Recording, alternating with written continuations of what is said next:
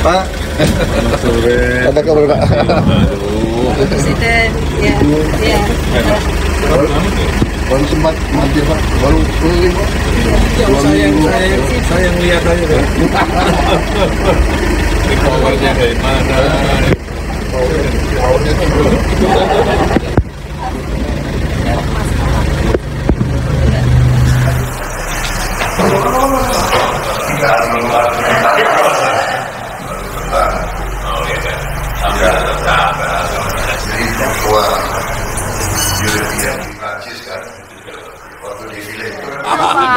Tadi ngapain aja umum Pak di dalam? umum aja ya. Seru banget Pak di dalam Pak. Saya cerita baru keliling dari luar negeri. Ya, beliau juga mengikuti rupanya ya. Ya, saya ceritakan terobosan-terobosan yang kita dapat kemarin, terutama dengan Uni Eropa ya. 10 tahun perundingan akhirnya tembus. Kemudian saya ceritakan pertemuan-pertemuan di Brazil, BRICS, kemudian juga pembicaraan di Perancis, di London saya ketemu dengan beberapa pejabat, dan dengan Presiden Trump. Ya, alhamdulillah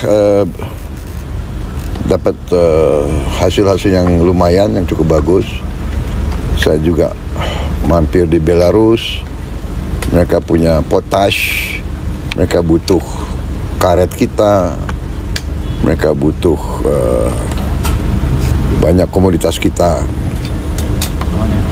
Dan ternyata harga coklat dunia lagi sangat tinggi, dan banyak berharap coklat dari kita. Tapi kita juga harus segera pembibitan baru, peremajaan baru. Ini kita sudah akan lakukan karena ternyata harga coklat naiknya sangat signifikan di dunia, karena rupanya di Amerika Latin dan di Afrika mungkin ada wabah yang merusak banyak pohon-pohon coklat di Amerika Latin dan di Afrika. Saya kira itu yang saya ceritakan ya. Respon dari Pak Jokowi bagaimana Pak? Ya, saya kira karena beliau juga mengikuti, dan sebagian itu juga beliau yang rintis ya, seperti perundingan dengan Uni Eropa kan sudah berjalan 10 tahun. Jadi beliau ngerti itu alotnya bagaimana. Tapi ya dengan kita lihat situasi global yang tidak menentu sekarang, baik Uni Eropa dan Indonesia ya berkepentingan untuk selesaikan dengan waktu cepat. Dan alhamdulillah, dan bagi saya ini kehormatan bagi Indonesia. Kenapa? Saya diterima di Uni Eropa hari Minggu. Bagi orang Eropa Barat terutama, tapi Eropa hari Minggu itu sakral, itu nggak boleh ada yang kerja gitu. Tapi dia mau terima saya, luar biasa. Saya diterima oleh Presiden European Union Commission, yaitu eksekutifnya lah, dan European Union Council. Presidennya itu adalah Council, ini dewan daripada kepala pemerintah 27. Presiden Councilnya juga terima saya. Dua-duanya sangat reseptif, sangat mendukung.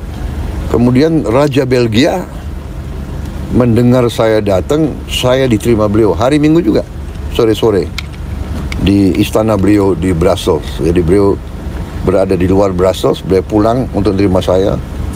Dan ya akhirnya demikian ya, bahwa kadang-kadang memang capek, kita banyak keliling di luar negeri, tapi hal-hal itu kadang-kadang harus ada pendekatan langsung, pendekatan personal, pribadi antara pemimpin-pemimpin, sehingga mereka juga faham, dan mereka ada apa ya, trust, ada kepercayaan.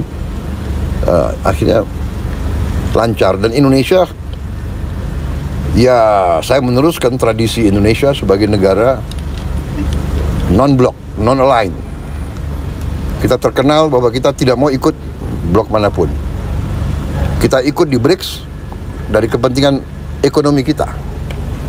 Tapi kita ikut juga kita daftar di OECD, ya itu adalah kumpulan negara-negara maju yang dipimpin Barat. Kita juga mendaftar di CPTPP, juga dipimpin Jepang dan sebagainya.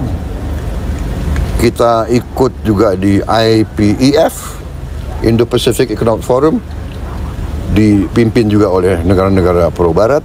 Jadi kita benar-benar kita diterima oleh semua pihak bahwa Indonesia neutral, Indonesia menghormati semua negara, Indonesia ingin bersahabat dengan semua negara, Indonesia tidak mau campur tangan dengan urusan dalam negeri negara manapun. Itu, dan ini kita diterima.